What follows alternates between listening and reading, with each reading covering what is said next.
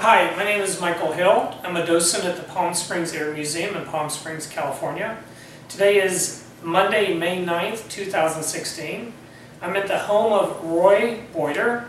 Roy is the brother of my father's mother. We're at his home office, and here's his story about being on the invasion of D-Day. So, Uncle Roy, can you state your full name for me, please? Okay. Roy J Boyter.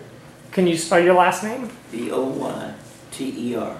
And when were you born? March 6, 1924, in Forest, Mississippi. And how many brothers and sisters do you have? I've got 4 brothers. I had 4 brothers and 3 sisters. Big family. Huh? A big family. We got 3 brothers. I'm sorry, 3 brothers and 3 sisters. No worries. That up above me, so been behind you.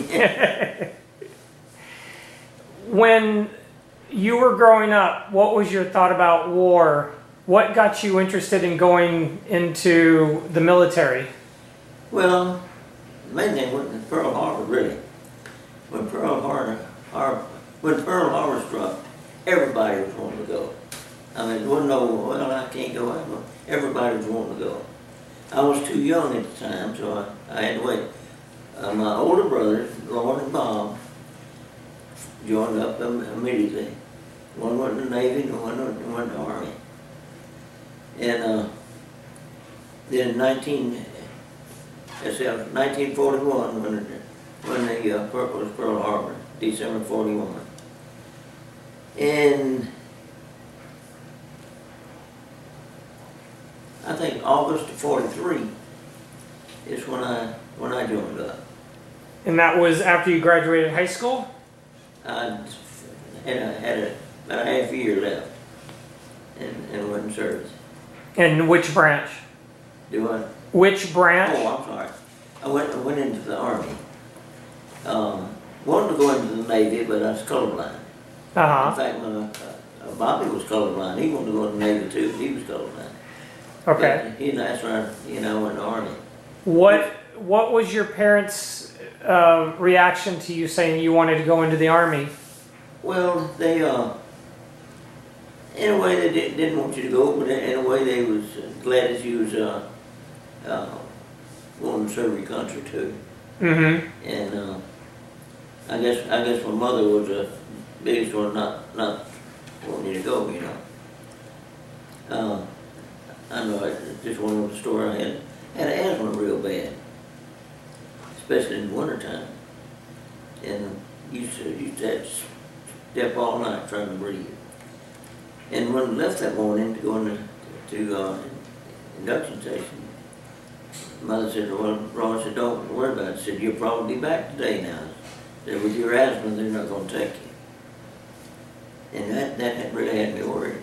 Well, I came over to Shreveport at Fort Humbug in Shreveport, Louisiana. Is that where you did your basic training? No, that's where that was the induction station. Okay. In fact, we still got Fort Humbug here. And that's where we went in and had examination and everything. Man, I passed with flying colors. About 5 o'clock that evening, they took us all out under the big old oak tree and swore us in. Mm-hmm. At that particular time, in my bunch, it was about probably 30 or 40. And then they had some that went to the Navy and Marines and, you know, this, that, and the other. But then they put us on a bus, took us to Alexandria. I can't call it. Alexandria, Virginia or No, Louisiana? Louisiana. Okay. For boot camp? Trying to think of the name of the camp. Anyway, that's where they gave us, took our old clothes Mm-hmm. and wrapped them up for us to send home. And they gave us Army uniform, boots, socks, everything, you know. Then sent us to Camp Fannin, Texas, in that big picture up there where you, all us, what was it? That's where we had our training. Camp Fannin, Texas. How long was 13 weeks of training. Okay. And in that particular training, we had, I was a pretty good rifle shot with the M1 Grand, 30 caliber. And I had the highest rifle score of my battalion and another battalion. Pretty high honor. Can you cut it off a minute? Camp Fannin, Texas. And they gave us a 9-day leave to go home. So we all went home. I came home back to Fairview, and I spent 9 days at home with my mother and dad. Then I got on a troop train, and the troop train carried us to Fort Meade, Maryland. And in Fort Meade, what did we do in Fort Meade? Fort Meade, Maryland, we had it was going to be told where we were supposed to go. What they said, what clothes you get is where you'll go. So we got the dark clothes and the big old overcoat and everything, which made Europe. Mm-hmm. All the real thin clothes and everything else went to the Pacific, you know. They gave us that, and then of course we did a little training every day. You didn't sit around, you're doing something all the time. And every morning we had exercise at noon. Anyway, we stayed there, I forgot how many days.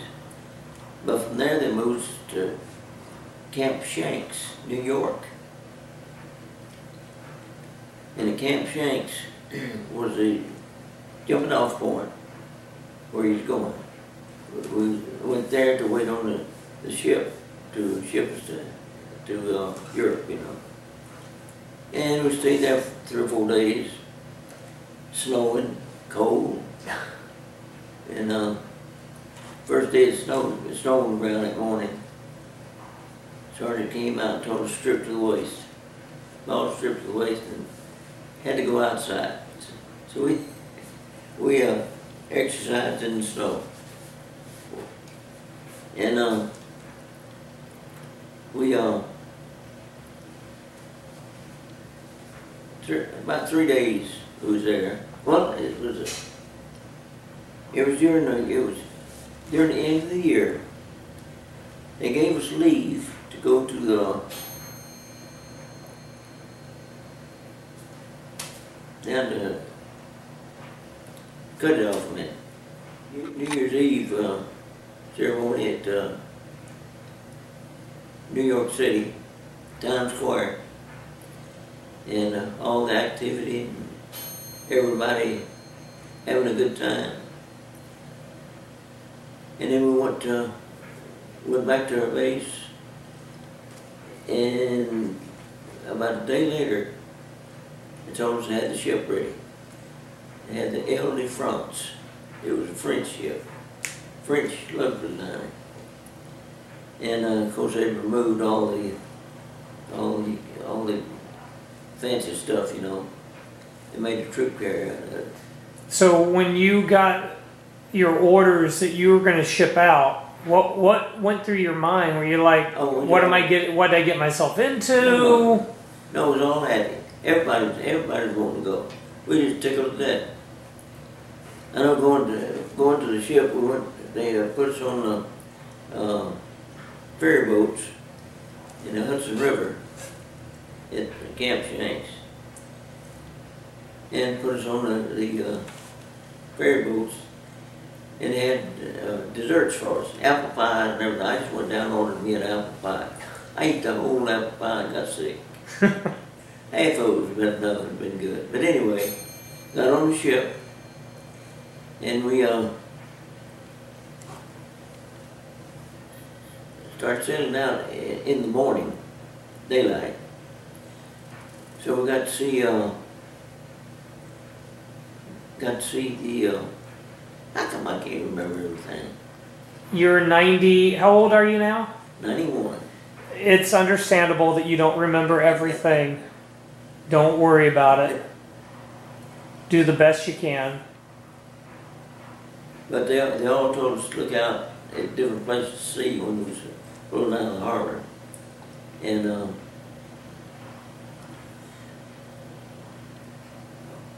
the Statue of Liberty.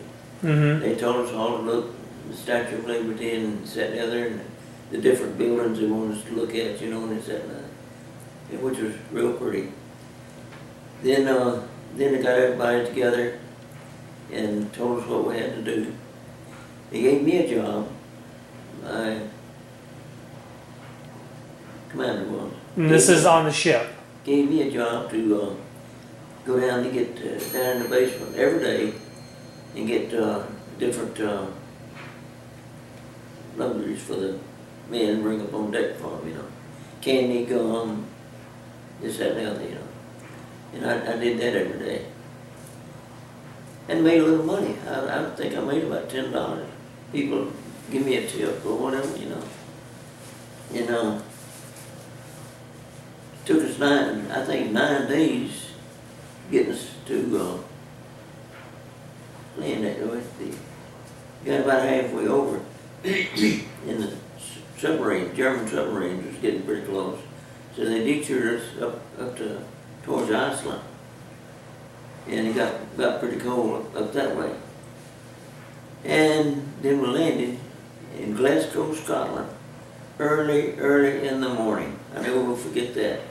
But that was the prettiest thing I ever saw. It is beautiful, beautiful countryside, you know.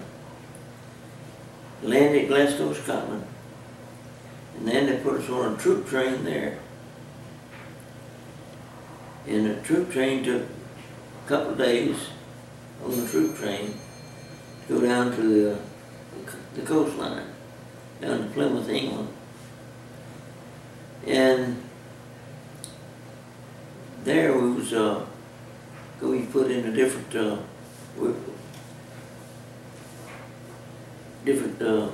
divisions that we was. They put me in the 29th Division. 29th Division, I was in 29th Division, 2nd Battalion, 115th Infantry, Company E. And when they got us all lined out there, they told us to go down and make our bed, which we took a big old sack and took it down to fill it up with hay. Had a big barn there just full of hay. You take and fill that sack up with hay and kind of figure as full as you wanted it, you know. You come back and pat it out, put it in the bed, and gave you blankets to put on there. And that's where we had. That was our bed. Yep. It wasn't bad. Good sleeping. There we had training every day. We learned pretty quick after about 3 or 4 days, about a week probably. We learned that we was training for the invasion of France. And probably a little longer than that because we wanted to keep it quiet before we was going, you know. And about the second night we was there, we heard sirens going off. And German planes was coming in bombing London. And we could actually see the planes, had the big old searchlights out. And when the searchlight got a plane in his beam, he kept him right there, you wouldn't lose him. Then that's when the anti-aircraft would cut loose at them, you know. So we got to see some planes shot down. They were dropping bombs, you could hear the bombs exploding. And that was 2 or 3 times a week we heard that. They didn't drop any bombs close to us, you know. Really fighting London. Mm-hmm. And I get it. I got it. Okay. So when they were dropping the bombs, how long did you stay in training before you actually were on one of the boats to land? Let's see, January, February, March, May, June. 5 months. Okay. We had about 5 months training. We trained on the English moors. We'd go down to Plymouth, England at beaches and have training on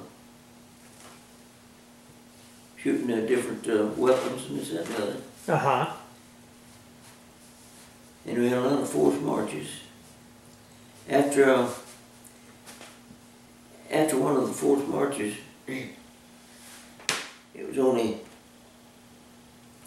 about 5 or 6 of us in my platoon that actually came in. The rest of them fell out on the way, you know. And of course, they're all brought in with jeeps and this, that, and the other. And How long were these forced marches? Was it hours or miles? This one's supposed to have been 12 miles, forced march, but it turned out to be about 15. And I thought to myself, I'm gonna make it a bust. So you never got picked up. You made every forced march. But I'm not gonna give up. I'm gonna make this, and I did. And it's about 7 or 8 of us made it, you know. That's good to hear. Anyway, the next morning, we was getting ready to go out and do some training, and Sergeant came down and called out Boyter. Said, Boyter. I got up and he said, Captain wants to see you. I said, golly, what in the world did I do again? Thinking. I went down there and, of course, the captain and my lieutenant was there. And I, of course, got up and saluted real good, you know. And of course, he said, "How do you?" Told me, asked me to sit down. He said, Boyter, said, the lieutenant was watching you run yesterday. Said he sure did like you running. He said he felt like you could have made some more miles. I said, well, I probably could, but I was getting pretty tired, Captain. He said, well, you did better than everybody in your platoon. And he said, the lieutenant wants to make you his runner. And I really didn't know what he was talking about. Asked him what that was. Well, a runner or a messenger. He said, when we make you his runner, said you'll stay right with him. Said you don't leave him. Said in combat you stay right just as close to him as you can, in case he needs to send you for an order or something, you know. And got through that. He said, now you take your M1 Grand, go down and trade that in for 30 caliber carbine, and also take your pack in. And they'll give you a pack, a light, what's called a light pack. And I went down, and of course, I said, oh, Captain, could I keep my Grand? He said, no, not right now. I said, you've got to make it as light as you can, because when he gives you an order to run, you got to go. And so he went down, I got all that, and I went back to the barracks. And that new gun and a new pack. All the boys won't know what in the world was going on, what I have, you know. And I had one guy at the bunk right across from me. I don't know, he always was kind of jealous of me for getting all the calls from captain and lieutenant. He wasn't getting any calls, you know. He asked me one time what I had going. I said, nothing. I'm just doing my job. He said, well, why do they pick you for everything? I said, well, I don't know. You'll have to go ask them. He was real jealous type guy. I think he's from New Jersey. But anyway, no matter where it's from. I had a lot of friends from New York, especially. And, but anyway, made me his runner. And then the rest of the months in training, I trained as hard as the rest of the guys, but I also stayed with the lieutenant. And when I was in training out in the field somewhere, if he was running, I had to run with him. If he'd run over to one section, I run right behind him. And then we got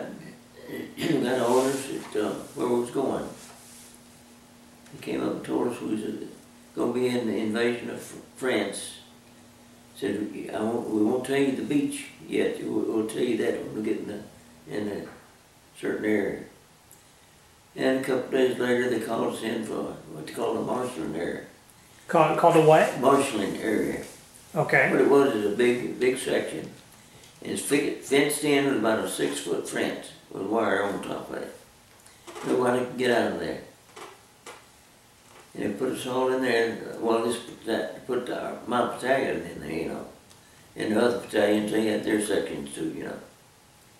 And when we got in there, they told us what beach was going on, what time we would leave, and this, that, and the other, you know. And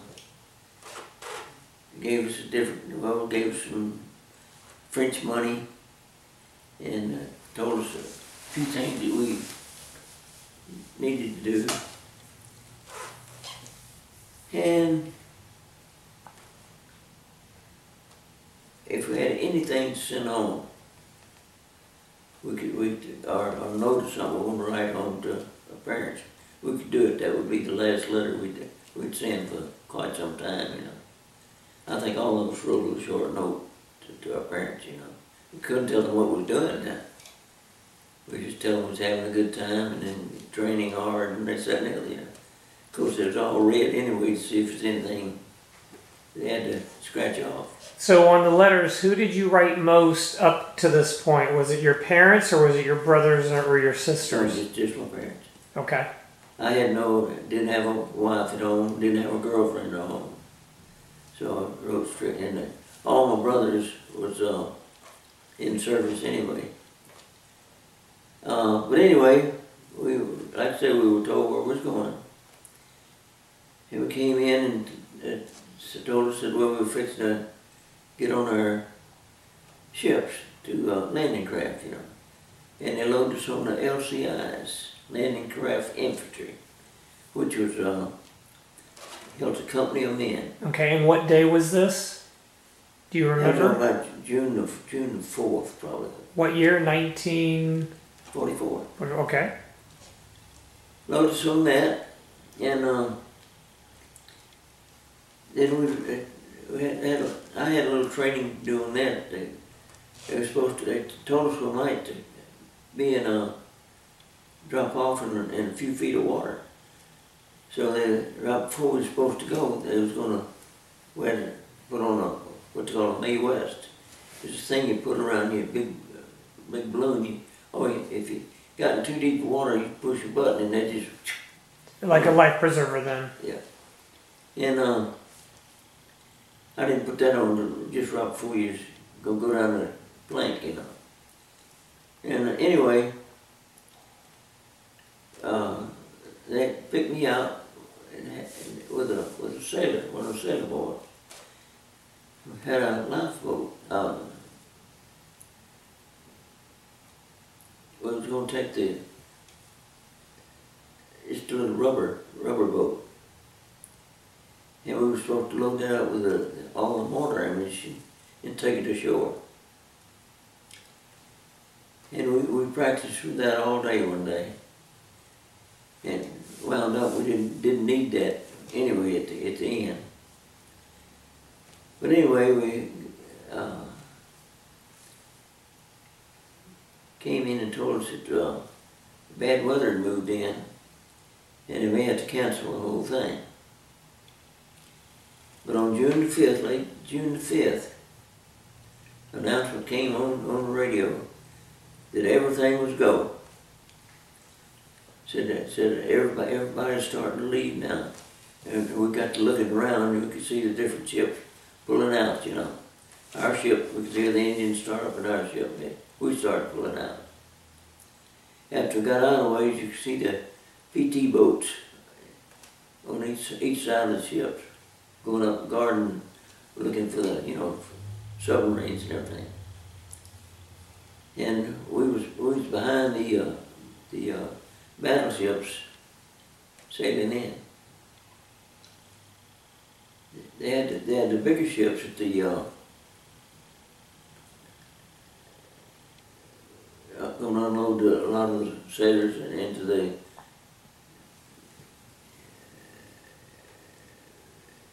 PT boats? not the PT, but in the cut it off. Soldiers that was going to land on the LCVPs where the ramps fell down in front Mm-hmm. and water cut off. And what they did, they came off the rope ladders and landed in those. I forget, I think about a platoon in each boat, you know. And right at daylight, we were circling behind the battleship Texas, and it was shooting broadside. And that was something to see, that ship shoot broadside, and they'd rock back, you know, 2 at a time, they'd fire again, rock a couple times, they'd fire So they again. were shooting Shooting into the the beach. land, Into not the into the beach. ocean. Okay. Then right the other side of that had rocket ships, and seeing all those rockets coming off that ship, we figured, shoot, we're going to unload and just walk on shore. This is really gonna be easy. You can't believe what they were shooting in. Mm-hmm. But anyway, it came time, we came out of the circle and headed in. By that time, the battleships had quit. They had quit firing. Even the rocket ships had quit. And everybody started into the LCVPs. They went in first. Then we landed on Omaha Beach. So everybody's heading for Omaha Beach. Now they had another section of beach, Utah, which the 4th Division was landing on that morning. Then in between Utah and Omaha was the cliffs where the Rangers climbed those cliffs and knocking out those big guns. Mm-hmm. So when you landed, you know, the front of the LCB or whatever carrier you're on landed and you're in the water running to the beach, what was going through your mind? Well, when it come time for us to land, the boat hit the shore and the ramps went down and everybody's going down the ramps. I didn't go down first because I was supposed to get everybody started. And the lieutenant told me he wanted to go down. I went down, I was waist deep in water. I didn't want to inflate my May West. So I got to the beach and bullets flying everywhere. Hitting in the water, whizzing by your ears. How in the world you get to thinking about it even now. How in the world that many bullets is flying around you and you didn't get hit? But anyway, I got to the beach and I fell down on my knees. And I couldn't get to my ammunition and everything. I having to get my May West off so I could get to my ammunition. And I couldn't get the thing unbuckled. So I finally got my knife out and I got to cutting on that thing, trying to cut it off. It was doing pretty good. But I cut my finger real bad. In fact, I still got the scar on that finger there. Bleeding real bad, you know. Wounded on the beach. And anyway, got it cut off, got it out of the way. By that time I felt something bumping against me. And I looked around and it was a soldier. The waves had knocking him in. He was bumping against my legs, you know. What did you think when you turned around and saw that one of your fellow platoon guys was dead in the water? You hate to see it, but the way he was in, you knew he was dead, you know. You knew he was gone. And I couldn't get out and pull him out. I wouldn't have. Yeah. And because that was one of the things they asked you not to do. Because they had people to do that, you know. So my main turn is get on the beach and try to fight your way up, you know. Mm-hmm. So that's what I did. I got on the beach. And a couple of my buddies already up there. And just about the time I was up there, one of the guys told us that Royce would watch it, said, You're on the beach. yeah, dead soldier was bumping against you. about 20 foot on the beach. And my sergeant, or our sergeant had stepped on a foot mine. He's laying there and he had his hand stretched out for another mine. He'd found another mine close by, and he had his hand on that so we wouldn't step on it. So we had to go around him, leave him there. He was fine, you know. I mean, his foot was, I don't know how bad his foot was hurt, but pretty bad. But the medics was going to take care of that, you know. And we got on around him, and about that time, shells coming in. We had a name for those shells. I forgot what it was now.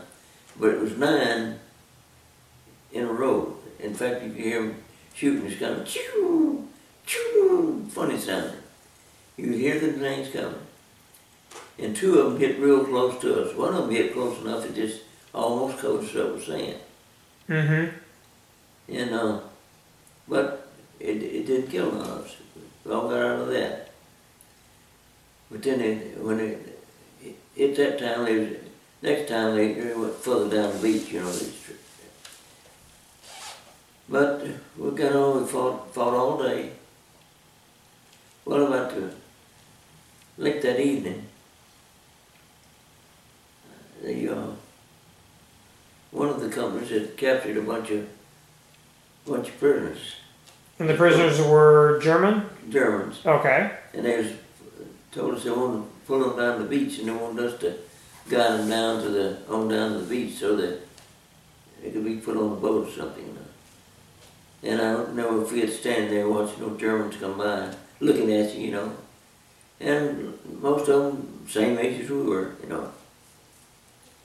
But I had my finger on the trigger. If one had made a bad mistake, I'd have to take care of them, you know. Mm-hmm.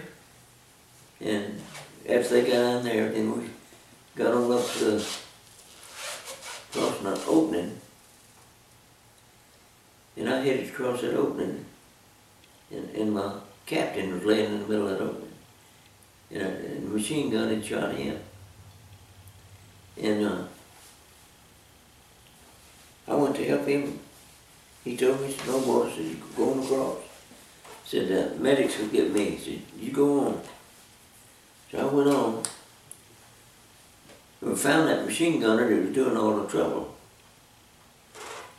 And he was in about 100 yards away,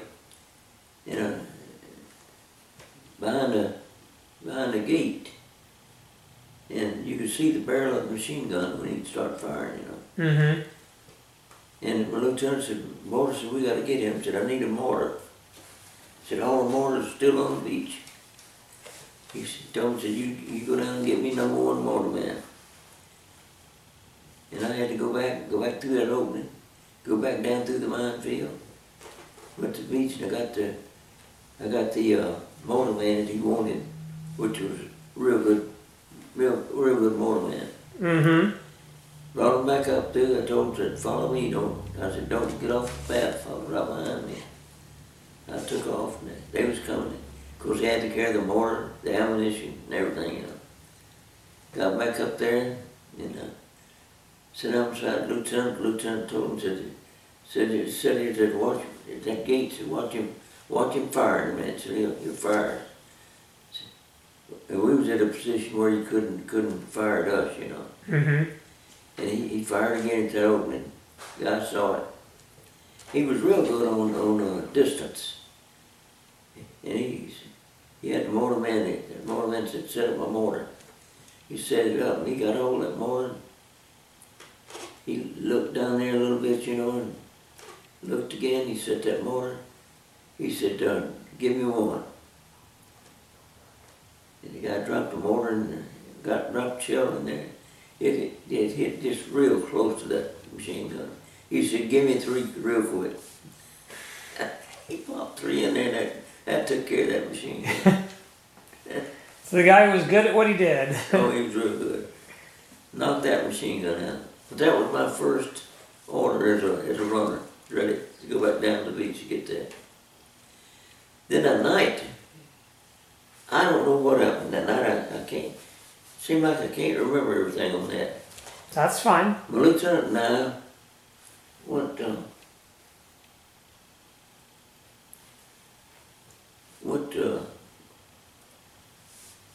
on a little night mission, he was wanting to see where the Germans were. And he took me with him. And I forget now, I have really forgotten all the places and the things we've done. But I do remember one thing coming back. We was coming back, and we was getting pretty close to our men, you know, which was dug in. And crawled down through this ditch. And I crawled over something. It felt funny. Looked down, there was a German soldier. He was dead. But at the time I didn't know it. I grabbed him and thought I was going to kill him, but he was already dead.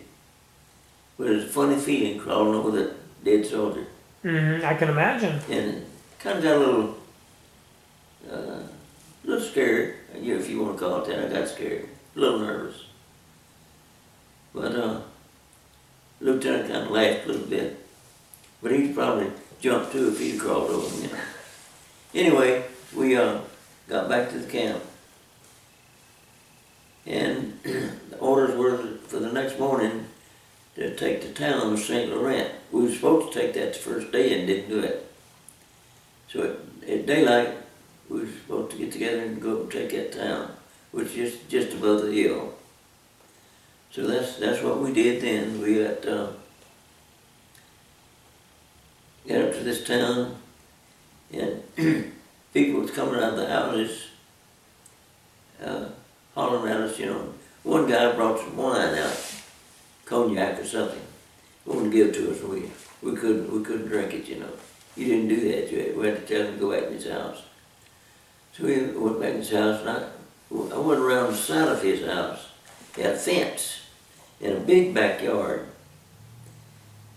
And we was all jumping over that fence, heading down to the fence line.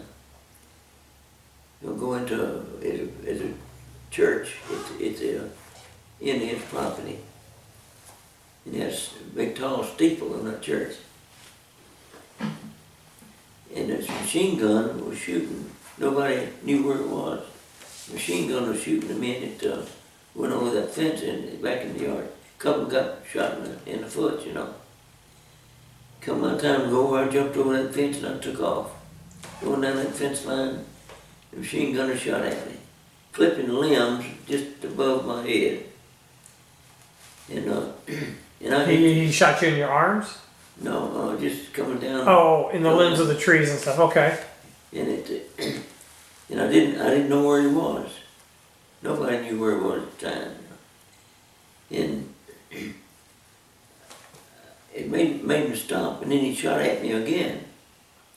This time the bullets was hitting the dirt and coming right towards me. And I froze, I couldn't move. And the bullets was coming right in between my legs. It got about 4 or 5 feet from me. It stopped. And I hit the dirt. And I know he thought he killed me, he thought he got me. Because really though, one of the guys from my other buddies come running out and hollering, Boyter, you all right, you all right? Are you hit? And I told him, no, I'm not hit, I'm fine. But I said, don't, man, be careful, said he knows where we are, and I don't know where he is. And I said, we lay there a minute, I said, well, we got to get out of here. I said, take off and go. He took off and he started running. I said, well, that's good, he didn't shoot me. And I got up, and just as I got up, he opened up on me again. I said, I'm not going to stop now. He said, he's going to have to kill me. And I took off, and he missed me again. That's 3 times he missed me. Mm-hmm. And when I got to the fence line where I jumped through that wire fence, I asked him, I said, where is that guy? And he said, well, he's up in that church steeple. So we found him. There's a little slit in the concrete up there, and he was shooting through that. And we couldn't couldn't see him, but you could see the barrel of his gun when he started shooting, you know. Mm-hmm. Everybody was shooting through that little slit, hoping a ricochet to get him, you know. We was all doing that. And we was fighting him and I was wondering if somebody's gonna go through the church, go up there and get him, you know. But they had other plans. Captain had other plans to do so. He had a Navy guy with him. He come out and said, so we got to have a little firepower in here. So I want everybody to go back for a couple hundred yards. We went back to the other side. We didn't go back through that yard. We went around that, went a different direction. Went back about 100 yards. And a guy from the Navy called in firepower from his ship. Mm-hmm. And when he first shell hit the church. And when he hit the church, he called in for the ship to shoot a certain many rounds. I forget how many rounds he shot. You could hear the ship shooting and listen for the rounds coming in, you know. And after he did that, then we all started in, finished taking St. Laurent. So when the shells, it destroyed the church then? Or did it just hit the steeple where he was? One of them at the top of the church, it had to get that soldier. I don't think they even sent anybody in there to get him because it knocked the church down pretty good, you know. Okay. And I'd like to go in there and got him. Go and shoot at me. But anyway, we went on in and started taking town after town. And on the fourth day, we was all getting pretty tired. We had to give out of food and real short on ammunition. And don't know why they wasn't supplying us like they were. But word come up that they was going to send us into an area so we could take a break, rest, and get some food and get some ammunition, you know. So they had told us where to go, so we, in the meantime, the group had come by that had some extra food. And they gave us couple of packs of food that we could eat, you know. And I was saving some to eat the next morning. Anyway, we went to this open field, and it was dark when we got there. And I was standing out by a Jeep. My lieutenant told me to check and see if all the ammunition we needed was in that Jeep, and be sure the men had it, you know. So I was out there counting them. I was at the front of the Jeep, and there was a man standing up on the back of the Jeep.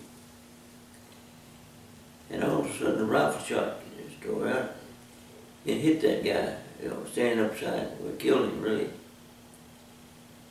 And by that time, rifle fire was just going every which way. Machine guns opened up. The Germans had come in on us. And I went into the open field, and they was firing with everything. They had mortars, they had 88s firing in, and we was at the corner of the field, probably about 10 or 15 of us. One of the shells just hit almost the middle. And I was, of course, knocked out for I don't know how long. But when I woke up, the Germans was already up there on us, really. And you could hear them out on the road fighting, you know. And that's where I was hit pretty bad in both legs. From that one explosion? The explosion that knocked you out, that's when you got hit in the legs? Knocked me out. Good. And I crawled over to help a couple of guys, one guy in particular, and he died while I was there with him. And I couldn't, a couple others I couldn't get to help. And I tried to stand up. And I did stand up. Blood was sloshing in my shoes. I said, man, I must be hit pretty bad. And I noticed blood stopping in my, I knew I was hit bad in my right leg, but I didn't know I was hitting my left leg till I felt the blood run down my leg in my shoe, you know. And I was hitting the knee on that leg. And while I was standing up, 4 Germans came up. And one of them was an officer. They were trying to rough me up a little bit, and he made him quit till he said he wanted to talk to me. He wanted to know my outfit. I was giving him my name, rank, and serial number. It was making him mad. He was wanting to know my outfit. All I was giving him my name, rank, and serial number. And one of the guys hit me in the stomach with his fist. And that's when I tried to get my knife. I was going to cut his throat if I could get my knife. But they took care of that. They hit me again so I couldn't get to the knife. And they spun me around. One guy punched me in the back with his bayonet, which hurt pretty good. And another guy come around behind me, hit me upside the head with the butt of his rifle. And they had disarmed me completely. But with 4 of them there, and they already beat me up pretty good, I couldn't do anymore, you know. Mm-hmm. That's when they walked me outside. And they had quite a few of the prisoners out there. I don't know, 25, 30 probably, you know. And a lot of them was my buddies that was captured also. And they started marching us, hands behind our heads. I couldn't do that. I wasn't able to. I wasn't strong enough to do it. And the guy in front of me, they slapped him, knocked him completely down because he couldn't hold his hands behind his head. And they saw they was going to have trouble with me and him. And they got a couple of the boys to get on each side of them to try to help carry me, you know. They couldn't do that because they was wounded also. So, got to where I couldn't walk at all, finally. You know, lost so much blood, you know. So they took me and that other guy who was walking in front of me, took me, put us over in the ditch. Drug us over in the ditch. And they took off with that group of, you know, men. Mm-hmm. And we were laying in that ditch, not knowing what was going on. The rooster started crowing. That's every time it sounds in there, I think of laying in that ditch that morning. The rooster started crowing. And I said, well, it must be a farmhouse or something close by. And he was looking up there and he said, yeah, I see a farmhouse up there on the hill. It's quite a ways away. So it's getting daybreak. And heard a group of soldiers coming down. German soldiers, okay. German soldiers. There's quite a few of them coming, marching down. 2 of them on bicycles, which were scouts. They're coming pretty fast, and they come around the bend there, and they saw me and them, and they go, man, they come off them bicycles and grabbed their rifles. One of them come over and stuck that rifle right in my face. I thought, oh my goodness, he going, this is it, you know. But he wouldn't do anything until he got orders from his men, you know. So we got up there as whoever, either sergeant or lieutenant, gave him orders, and they came back, got on their bicycles, and started on further on in. Then they all looked at us and everything, and he gave orders, and they started marching off, you know. So I left there, and I said, we'll try to I wish we could get up to that farmhouse. he said, you know, I'm gonna see if I can walk up there. He was shot right above in the right shoulder up behind him. He was pretty weak. At that particular time, I couldn't walk. And I said, well, you can start out. He said, just see if you can go. I said, the only way I got up there to crawl. He got out and he started walking. And I saw him wobbling. I said, oh, he's not going to make it. He got almost half up there and he fell. He lay there while I noticed. I said, no, he's not going to make it. And I looked up and I saw two men coming down. They came down, they picked him up. They carried him up to that house, you know. I said, well, I hope he's good enough to tell him I was down there, which he did. And they came down and got me. Took me up there and they had a big old haystack. The haystacks, they had a big round at the bottom and went up to a tier at the top. And they put us under that haystack and hid us from the Germans. We stayed there all day. When the Germans was getting close by, we'd get on that haystack, pull the hay back over our faces, you know. And after it's gone, they would tell, the people would tell us, well, you can stick your head down out now and breathe, you know. And when it got dark, they came got us and put us in the house, put us in the bed. And got in that bed, it was white sheets and everything. And a woman came in, kind of a large woman. And she said, she was talking to me, she said, I'm like your midwives. She said, I know a little bit about wounds and things, you know. Said, I want to look at your legs and look at him. So she looked at my legs, both of them. Went over and looked at his wound in his chest. And she left out. She come back and then she had a big bottle of cognac. I told my buddy, I said, shoot, I want to drink some of that. That wasn't what she had. She didn't have it to drink.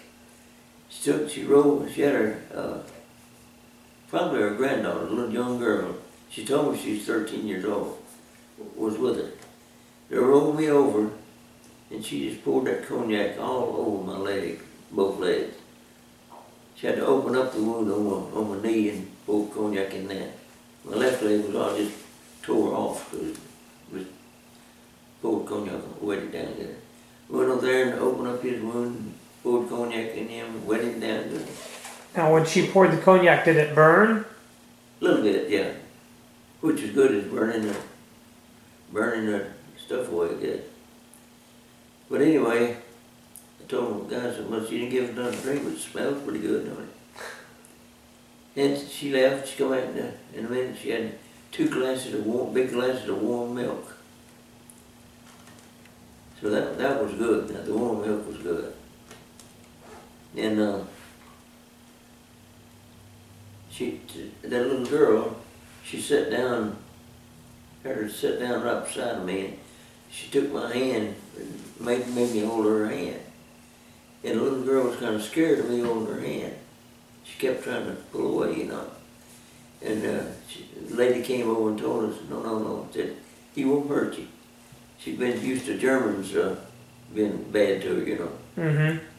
And she held my hand. After a little bit, she settled down. I could feel her settling down, you know. And the two Germans came in and brought us up there. They told us they was with the French underground. And said, no, we've got to leave out, so we've got to take some information to your group. We've got to get it to them by daylight. So we're going to have to leave. We're going to leave out of here, so we'll be gone. So no, we won't be back. We won't see you anymore. Said, now the lady and her granddaughter will be gone, so they won't come back anymore. Said the Germans will probably know where you are, and they'll probably come get you tomorrow. We said we can't help you anymore, you know. We thanked them for what they did. Is that not? And they took off, and of course we Slept that night, woke up that next morning, could hear the Germans outside knocking on the door. Nobody opened the door, so they broke the door off the hinges. I mean, that door come off them hinges. I don't know what they hit it with. It's big old Germany. Had a shoulder holster. Come on, he's had that German Luger. Stuck that thing right in my face, told me to get up.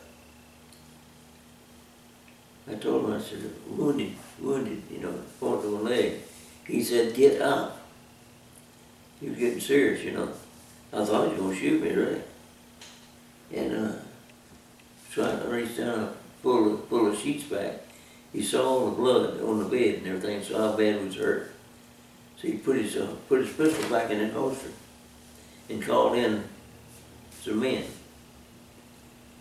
And they had to pick me up, take me out and put in an old German ambulance. And that other guy put him in there. And took off. We went to, took us to a place where they had a French monastery. You had monks walking around. I think that was in Cairntown, I'm not sure about the town, but it was at a monastery. And my buddy was standing beside we were both standing on each side of the German ambulance. Come and got him, he was Jewish. German come over and got him, looked at his dog tags, but them said, you're a Jew. He called somebody to come get him, they took him off. He come over and got me, looked at my dog tags, this, that, and the other, and took me in this monastery. When I got in the monastery, it was mother prisoners in there from the 82nd and 101st Airborne. And they wasn't wounded at all. One of them was a medic, but he didn't have anything to give me. He said he was out of morphine and that white powder they used and everything, you know. So he told me my legs looked pretty bad, you know. And I stayed there about an hour and they come and got me. They put me on an old flatbed truck and took off. I had no idea where I was going or why they come and got me. It wasn't those guys, you know. I thought of it later. They didn't want what they did. They did separate the ones that wounded bad and the ones that could move around. They did separate them. But they put me on this old flatbed truck and took off. And I went through a town they called St. Lo, which is a town we were supposed to, my outfit was supposed to take it in about a week. But I went through St. Lo and it was tore up real bad. The Americans came in and dropped leaflets in that town and told all the personnel to get out of town. They was going to destroy the town, which they did. And they tore it up real bad. Past this one church where you could see the steeple standing. I'll never forget that. In other words, after I came home and everything, I got a magazine. It said something about the church in St. Lo. Told the name of the church. And said they had rebuilt it. And they had a picture of it, how it was when I saw it, and a picture of how it was when they rebuilt the church, which is quite a difference. Anyway, they took me out, went on through St. Lo, went through another, just a barnyard.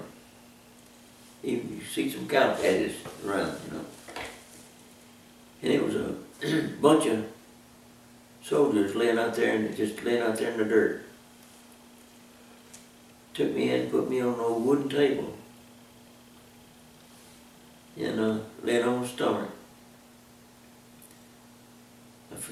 This German came in, he felt feeling on my leg, he shot something in my leg all on it that hurt. He told me, came around, he looked at my dog tags, and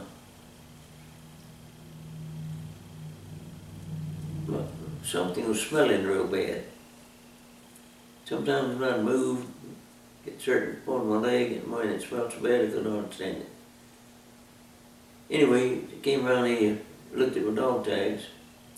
He said, Boyter. He said, that's a German name. I said, it is of German descent. Yes, it is. He said, you look surprised I'm talking so good. I said, sure am not. He said he took his training, most of the training he took in the United States, you know. And he said, I do speak, he said, I really don't have an accent. I said, no, you don't. And anyway, he told me, he told me my leg was in bad shape. I said, the smell you smell is gas gangrene. He said, I'm gonna have to remove your leg. I said, remove it? I said, where would you remove it? He said, I'd cut it off right above the knee. I said, Doc, don't do that. Don't take my knee off. I'm gonna change caps a little bit. That's fine. Purple Heart. Change it to a POW cap. How's that look? Looks good. So he's going to cut your legs off, and you said don't do that. And what happened after that? I asked him not to do it. He said, well, I'm only going to do it to save your life. But he said, I won't be doing that. He said, I've got another group that removes the limbs, you know. He said, I'm going to put you out here with my men. He said, when they get time to get to you, they'll take you in and remove your leg. Then I'll come see you. So I went out there and they put me down, Germans on each side of me. And I said, shoot, I'm gonna try to get away. And I couldn't walk, but I could crawl. And I turned around and I started crawling. I don't know what the Germans thought there, but I started crawling. And I was gone for about 5 or 6 hours probably. It was way late in the evening. And I was crawling through some grass, so I was leaving a pretty good trail, you know. And I heard a noise behind me. And here come a German with a horse and cart that they had. And big German, he didn't have a gun or anything. Didn't say anything, he smiled a little bit. He reached down and he picked me up. Put me up on that old cart and took me back up there, and a doctor was waiting on him. He said, Boyter said, where did you think you was going? I said, Doc, I was trying to escape. I said, if I could have made it to the woods, I could have hid from him. He said, that's true. And he said, in 2 days' time, you'd have been gone. So without treatment, you won't live long with that leg like that. Said something's got to be done. So they still ain't got to you yet. So I'm gonna put you down there again. Said now don't try to run off anymore. Said if you try to get off and hide anywhere, you'll die. Said we'll try to help you. Anyway, I got down there. It was almost about midnight, and the guy came over and said, "Have they removed your leg yet?" I said, "No, not yet." Oh wait, before I got to that, so I was laying there and Germans are just on each side of me. And I felt the German over to my left patting me on my arm. I looked over there and he nodded his head, smiling, nodding his head, you know. Didn't say anything, just a smile and nodding your head was, was saying, hi, how are you? I did the same back to him. And of course he couldn't speak English because I couldn't speak German, And I don't think I said anything to one on the right, but just to my left. But anyway, that's when the guy came up. I don't know if they'd removed my leg. I told him all they had. he said, we got orders to move you out of here immediately. And come and put me in a German ambulance again. I was the only one in the ambulance. Oh, let me back up a little bit. This German doctor had told me, he said, you see my men out here? He said, they're all so badly hurt. There'd be no way I'd even try to move them back any further. So they just have to let them be captured, you know. And he said, I'm gonna stay here with them, I'm not gonna leave them. He said, I could just leave them myself. But he said, I'm not gonna do that, I'm gonna stay with them. And I'm gonna offer my services to your, to the United States if they'll accept it, you know. I said, well, Doc, I think they will, Doc. Since you took your training over there and everything, it's good English you speak. I said, I think you'll be accepted.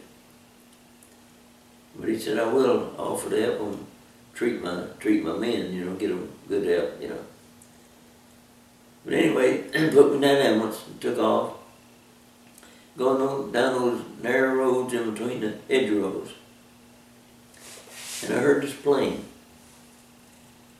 There's multiple P-47s. I could usually we were trained for the sound of the planes, and certainly by the looks of it, because it's nighttime. And I heard him shooting with he opened up with his 50 caliber bullets. And several bullets hit the ambulance. But it came through and missed me and missed the driver. But he was driving all over that road, knocking me all over the back of that ambulance. I couldn't hold on to nothing, and I was bumping each side. And of course, usually when those planes came back and dropped their bombs, if they had any ammunition left, they'd coming back. If they saw anything move, they fired at it. And which the guy saw that ambulance and he was firing at that. Didn't know. Well, I wish he'd known I'd been in there. But anyway, I got on into Rennes, France, and it was morning time. Just to take a break. And they took me and put me on the concrete right at the edge of a building. I could see way down one hallway, and I could see out the other way. I could see the buildings to my right and left. And it was a big gate entrance to that building I was in. And it was around about 7 or 8 o'clock probably. The Germans started coming in. Gestapo. I mean, they were dressed in that Heil Hitler uniform, you know. Mm-hmm. They're coming in and hollering, Heil Hitler, Heil Hitler. And the Germans coming out of that building, coming into the building, they always give each other the Heil Hitler sign. Heil Hitler, Heil Hitler. Well, they could clap their heels and do that. It's something else to see. Several of them looked over there at me, but didn't try to come over there or anything. Just looked and kept going, you know. And I was there all day, nothing to eat. Didn't know what was going on. And by then I was too sick to move at all hard. That gangrene was getting the best of me. And it was late that evening. 2 Germans, I could see one building over to my left, and I could see it back to where there's going in the back of the building. I could see people going in and out there. But 2 Germans came over with a stretcher, put me on a stretcher, and trying to watch where I was going. I was watching down the front of that building. I'd been sitting at the end of it, and found out later that was a Gestapo building. That's where some of the high-ranking generals met there. Rommel had met there. He was supposed to have been there then, but something happened, he wasn't. and took me to the back of that one building, took me inside and took me upstairs. It's a long hallway, and soldiers down on each side in beds, and two of the guys hollering, hey Boyter, where you been? Two of my buddies that was captured with me that night. Now this was 4 days later. Mm-hmm. I had no, the only thing I had is that German doctor gave him that shot in the leg. I had no morphine, no pain pills, no nothing. Wow. And gas gangrene was in bad shape. Took him down, put him on the end of the bed. And I don't remember this, but my buddy, a buddy of mine lived in, one lived in New York, one lived in Atlanta. The one in Atlanta told me in later years, said, Roy, you remember what you was telling them, that German doctor, French doctor? I said, no, I don't remember, I don't even remember them being there. I said, I remember something, but don't remember what was going on. He said, they came in, looked at your leg, and they was telling you they was going to take your leg off, showing you where they was going to take it off. Said, you was just begging, no, please don't, please don't. I said, I don't remember that, don't remember a thing. But I said, I do remember the next morning, after I slept all night, they came and got me and took me downstairs to a big, nice room, clean looking room. And there was several young ladies in there. They were nurses.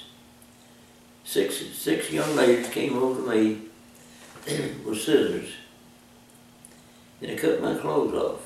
I mean, they stripped me down to naked. I had my field jacket, which was a field jacket up there. Mm-hmm. I didn't let them take that. I had to have something to cover it with. And they came over a little later.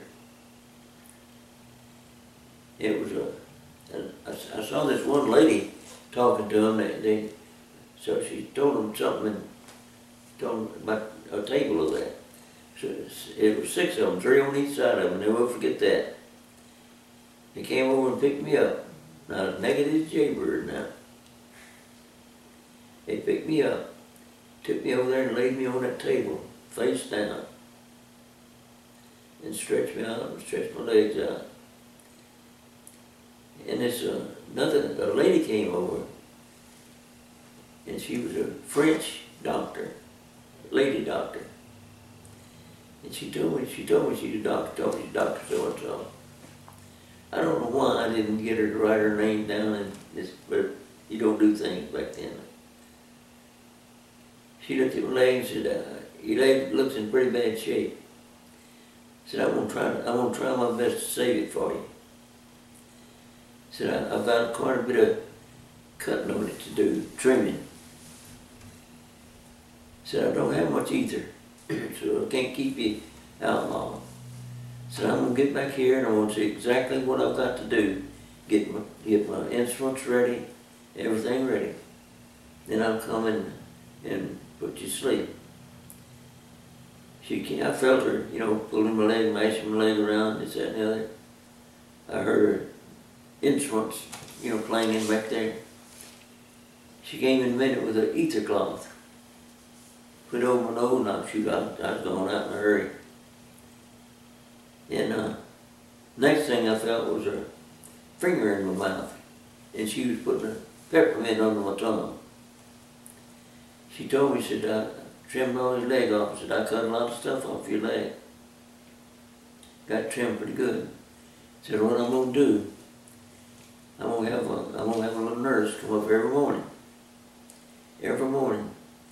and she'll cut the dead meat off your leg. And the next morning, young nurse came up. Her name was Marie. Marie came up, and she brought my leg up, put a little towel down there to catch all the old dead flesh. And you'd be surprised at the dead meat she cut off my leg every morning for about several weeks. But in the meantime, she'd were trying to talk to me. And she came in one morning, she had a translating book. We got that translating book, and we got to talking. She said, "You are modest." I said, "Modest? What do you mean, modest?" She said, "You like to cover yourself up when I'm working on you." And I couldn't help but laugh then. Hold on, I'm about to scratch my head. Gotta scratch my head. That's fine. But anyway, we got I think pretty close, Murray and I did. And she was about my age.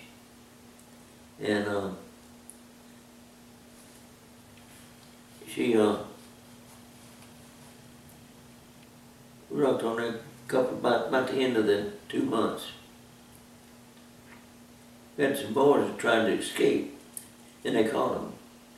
And somebody said they cut the boys up pretty good. They injured pretty bad, you know. And anyway, Marie went missing. She was gone. Nobody knew where Marie was. And I sure missed her because she used to come see me every morning. We'd sit down into the bed and talk, and this, that, and the other, you know. In fact, she used to get up in the bed and try to sit on my leg, trying to get it straightened out. Every morning she'd do that. And so I sure did miss Marie. So then one day we was all at the window watching the different things happen. One day was watching the B-24 squadron was coming back over to the right of our building. Everybody's there watching them. It's pretty good. Probably 15, 20 bombers that they're flying, you know. And the ack around the hospital would open up on them. And I couldn't fire back at them because it hit us, you know. And I'll never forget one morning they knocked one of the planes down. Hit on the wing, knocked the wing off. We didn't see any parachutes, so it got all of them, you know. So they just filled back in formation and kept going. We had one P-47 pilot come over. He came over real low that morning. What they do, they come over right at the just almost treetop level under the radar. And they'd come up over the hospital and try to bomb the rail yard that's behind us, you know. And anyway, they shot him down and brought him up to our ward. So we got to talk to him a little bit, and find out how things was going back in England, back in the States, you know. And they took him out, so I was sending him on back in Germany. But anyway, the next excitement we had was all watching out way out over the fields. Somebody kept saying, you know, I see something out there, way out there, I see something. What is that? And you see a little puff of smoke, you know, over here and over there. You know. So all of us got up there and it could get off, all of us could walk and get up there looking out that window. Finally got up close, somebody said, that's tanks. That's tanks coming in. And sure enough, after a little bit, you could see the tanks. They was coming where the shells was getting close to the hospital. And we all figured out, well, here it is, you know, we're going to be out of here. And it was a 4th Armored, and forget the infantry division.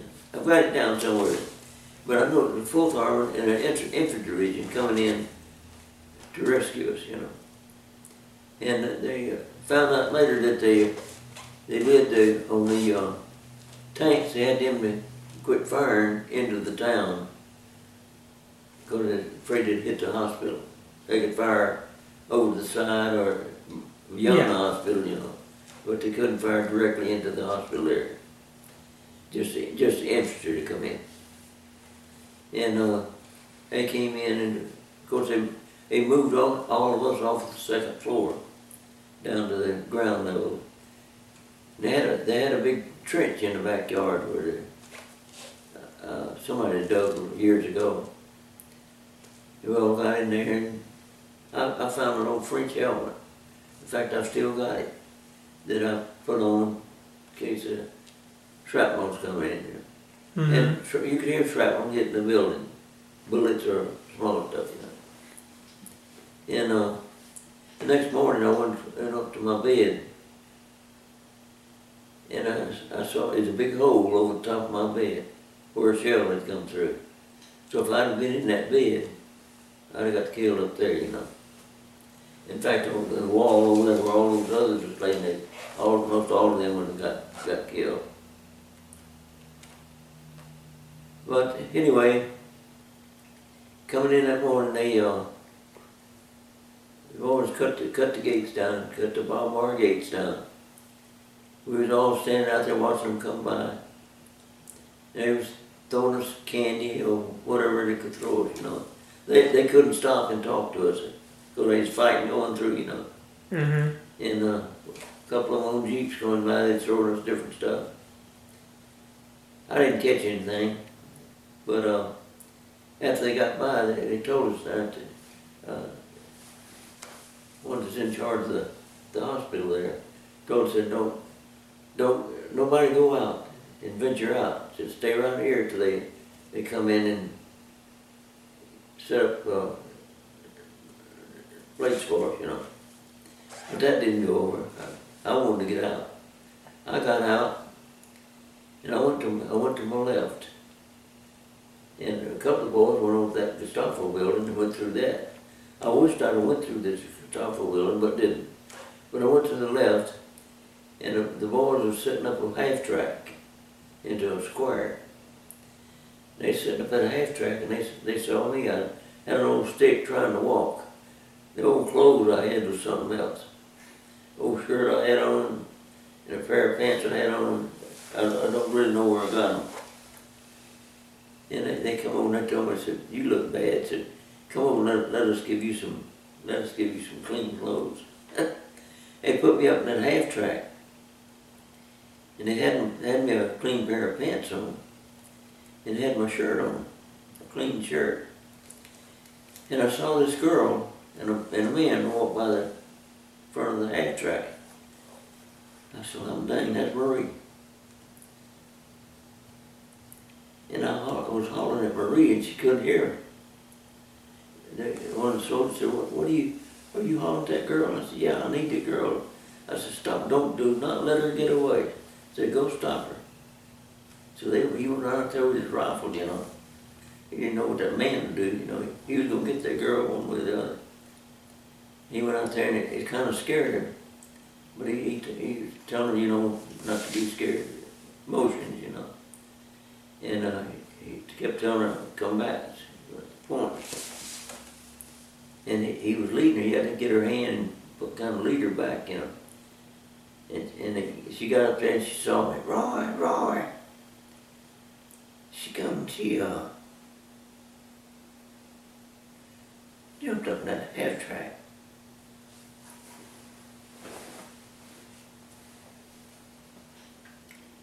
Cut that thing off. Okay, so before our break, one of your fellow soldiers that came into the town you were in saw Marie, or you said that's Marie, and he went and got her for you. What happened after that? When Marie came in? Yes. When Marie saw me? Yes. Okay. Is that where we are? That's where we are. Okay, turn it on. Let's go. We're there. Okay. When the soldiers brought Marie back, she saw me up in the half track. She was calling, "Hey, Roy. She come and jumped up in the half track, hugging my neck. And I told her, I said, "Marie, where have you been? What happened to you?" So then she said, "I'll tell you later." I said, "Come on." So I'm going to take you home. Hold on. Okay, so before we stopped, you had said that Marie, the nurse that you really liked, came into the half track and hugged you. Right. And what happened after that? Okay. I was asking Marie what happened to her, and this, that, and the other, what the Germans did to her. She said, "Well, I'll tell you." It said, "I want to take you to my house." So we got out of that half track, and she got a hold of it, and I had my stick in my hand. And that guy she was with took off somewhere. He didn't go with us. She probably told him to take off. But anyway, we went to her house, which wasn't too far. Sat me on the couch. And she said, I'm going out to my mother. She went and got her mother and her dad and everybody come in there. And first thing she done was pulling up my britched leg, showing them my wound and everything she'd been taken care of, you know. Had to show her this other leg. And got through with all that, and then she got me on that couch, put the pillows around me, and just really pat me, you know. And her mother brought in some cup glasses of wine. So they served me wine and talking to me, and then when it come down to go, Marie went back over to the old hospital and back. Yeah. Up there to my You bed. talking? Went up there to the bed.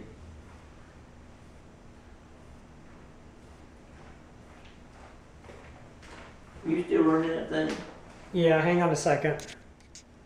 So Marie took you back to her house, you met her parents, and they gave you wine, and what happened after that? Well, after that, Marie took me back over to the prison hospital, took me up to my bed up there. But anyway, in talking to her about what happened to her, she thought the Germans were going to kill her. 'Cause Yeah. She was helping the boys a little bit, trying to plan escapes, you know.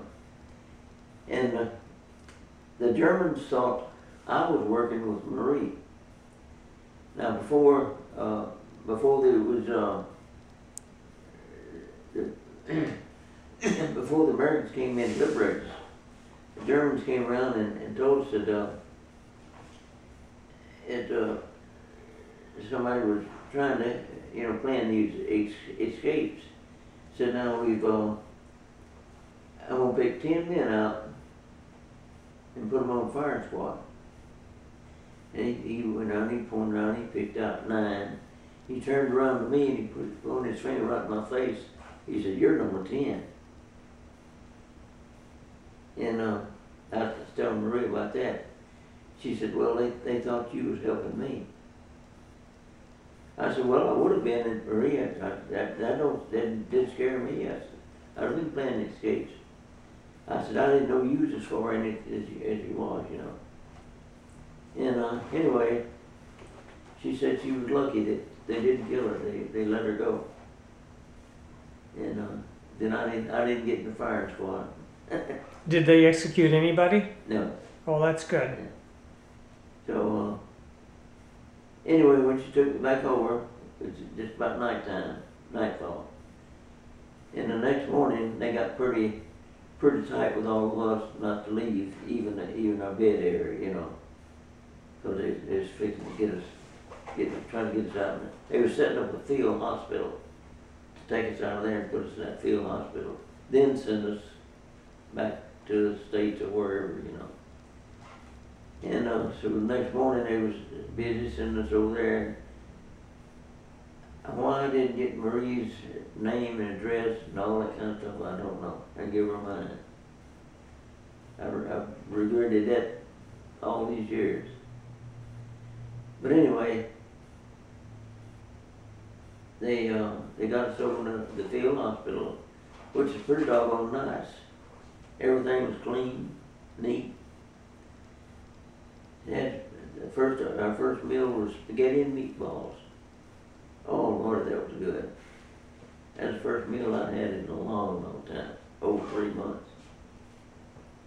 And everybody ate so much they got sick. They didn't. What they should have done is had us eat just so much at one time, you know, but they didn't do it. Just let everybody eat till they couldn't eat anymore. Mm-hmm. Which is all right, it worked out all right. A lot of people got sick to stomach it. I did all right, I didn't. But anyway, they come out and said talking about a new miracle drug they had. Said we got a new miracle drug that just almost cures everything. Everybody said, "Well, what is it? What is it?" Penicillin. And that was when penicillin first came out. Mm-hmm. And it was a wonder drug, really. And after about 4 or 5 years, I got allergic to it. I'm allergic to it now. But anyway. So you got brought back to your unit. We got into the field hospital. They got us into what they call hospital clothes. It's just a pair of pants and a hospital jacket, you know, which is clean, felt good, and they was going to send us back to England.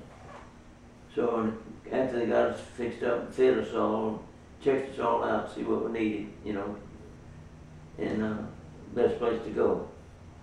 Had to go to different hospitals. Another, I went to a hospital as orthopedic wards, you know. Mm-hmm. And anyway, it said, we're going to fly you back to England. And it brought in those old C-47 parachute planes. And I sat on that old bench over on the side. All of us did, sat on the bench. Then the ones that was on stretchers, they put them out in the middle and strapped them down. They took off and they flew us from Rennes, France, to Birmingham, England. How long it took, I have no idea. A couple hours, maybe more. But flew there and got to this hospital in Birmingham, England. Do you remember what time of year this was? Do you remember what time of year this was? About probably in September. Okay. Probably in September. Anyway, we got there and then put us in this ward. Had about 40 beds in there. I think it was 40. And of course, clean bed, clean sheets, white sheets, and all that. Everything looked good, felt good. And got set up in there, and the nurse came by and see what you needed. Got you fixed up with shaving equipment, all that, you know. And what shots you needed. The doctor came by and checked you out real good. I told the doctor when he came by, I said, my head sure does itch, doc. Looked up there and said, well, you got headlights. So we got the barber to come in, they took care of my headlights, cut off, shaved my head. Mm-hmm. And he looked at my leg and said, well, we got to plan on skin grafts. But said, your leg's still infected, so we got to get the infection out before we can do any skin graft at all. I don't know how long it took, probably about a month and a half of doctoring my leg to get it pretty good. And there's another young man down in the several beds down and had almost the same type of wound I had, but it was on top of his leg, right above his knee. And the doctor was going to do both our legs in one day. He did mine that morning, and did this other guy's that afternoon. And it was what the Army called perfect skin grafts. Now I had a spot about the size of a silver dollar that never did take. It took, that was still raw even when I got out. But got out of service a year later. But anyways, did the skin grafts. He did such a good job. He was the first lieutenant. Did such a good job they made him a captain. Wow. And he come in morning, showed us his captain card and said, this was the cause of the operation I did on your boy's legs. And it was, again, it was so good they wanted pictures of our wounds. They came in with a camera crew and took pictures of our legs. Oh man, they set us up. And there's overhead cameras down in there. It's that other lights everywhere. It was about an hour taking pictures of me, and about the same thing on the other guy. I asked the doctor, I said, what are you going to do with these? He said, well, you can go in the Army medical books. Well, that's good. I wish I could have found one. But anyway, they're probably gone by now, you know, just late in the day. I don't know where they threw them away after a certain amount of years or what. Yeah. So how long did you spend in the hospital there? But anyway, I stayed from about September to January of 45 in a hospital in Birmingham, England. That was a skin graft and several pinch grafts. And then I got on the hospital ship and about 7th to 8th to 10th of January, somewhere along there, in 1945. There we came to the boat landed in Boston, Massachusetts, Boston Harbor. And I don't know that took about 3 or 4 days, not 4 or 5 days to get over there. And it sent us to Camp Edwards, Massachusetts. And there we was to be deployed to the hospitals close. So It's going to send you closest home. One guy's next to me called his name and gave the name of the hospital. It's right out of Seattle, Washington, about 10 miles from his home. Oh, he was just tickled to death, you know. Then he come up with me and about 10 names he called out. And I was one of them in that 10 names, Roy Boyter. Hammond General Hospital, Modesto, California. That's clear across country from me, see. And, but you know, I didn't mind. I enjoyed it. They put us on a hospital train and was sent to Modesto, California. We got there late in the evening, almost dark. And a couple of guys sitting down at the end of the ward. And I walked down there to see what they were doing.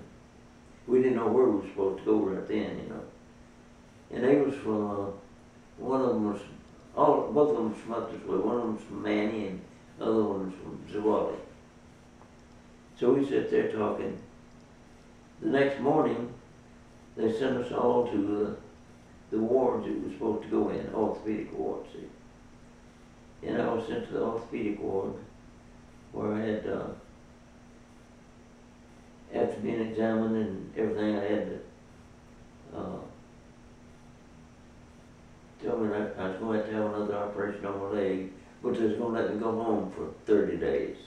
Got a 30-day leave home.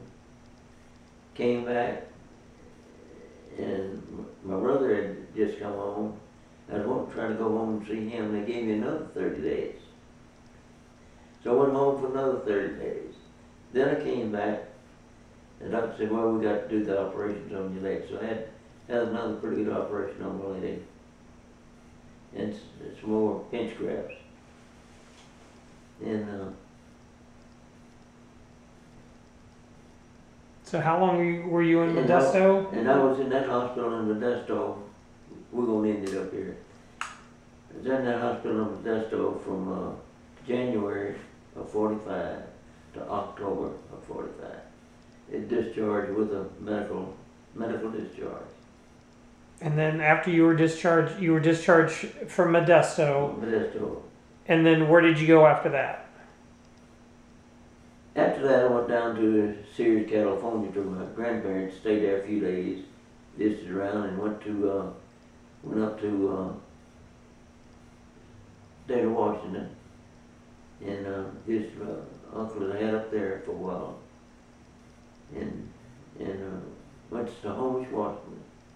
Mm-hmm. And my uncle and I had a good time there. Came back to Sirius and came home. And where is home? That's home was Faraday. Came on Faraday, Louisiana. Faraday, Louisiana, Yeah. okay. Now after you came home and you're living back in Faraday, when did you move to Shreveport, Louisiana? Well, I was trying to find a job, you know. Everybody coming back, it's everybody trying to find them a job. I was wanting to do air conditioning, refrigeration work. Couldn't find anything. And decided to move back to California, which I did. I moved back to California. And stayed out there for about 3 or 4 years, working in the wineries and whatnot. Had some pretty good jobs.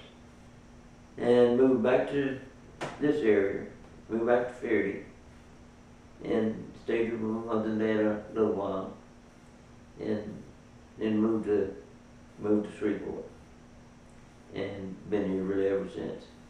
And you met your wife here In Minden, in Minden, yeah. and her name is, or was? Jean Boyter.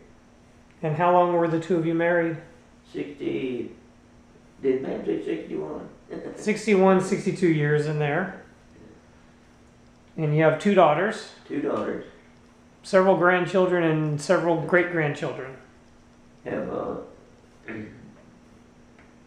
hold it up a minute, I'll count them. So you have 6 grandchildren and 11 great-grandchildren. That's pretty amazing that your great-grandchildren get to know you. Now, on the wall behind you, you have, is that, you said, your field jacket? A field jacket that I wore in combat. That's the one you wore in combat. And you said you had washed it when you got home because it smelled because of the blood. Yeah. Now, was the blood yours or yours and some of your fellow platoon mates? Could have been one of my inmates that I was trying to help. Both Okay. of them sure was mine. And then in the center of your wall, you have you and your 3 brothers. Yeah. And let me see if I can get a picture here. Who's this on the very end? Roland, that's my youngest brother. Okay, and then you? Yeah, it's Lauren, Bob, Roy, me, and Roland. Roland. Okay. And then here's all your medals. Oh, medals. And you do have, you're a Purple Heart recipient. Yeah. There you are in your uniform. And this is your Ike jacket that you would wear when you went out, correct? Yeah, that's an Ike jacket. Don't say Ike jacket, but Eisenhower. That's what everybody called it. Eisenhower jacket. Well, some of us only know them as Ike jackets, but that's fine. All right. Well, thank you for your time in this interview. Your story is a tremendous one, and it's you'll be getting copies.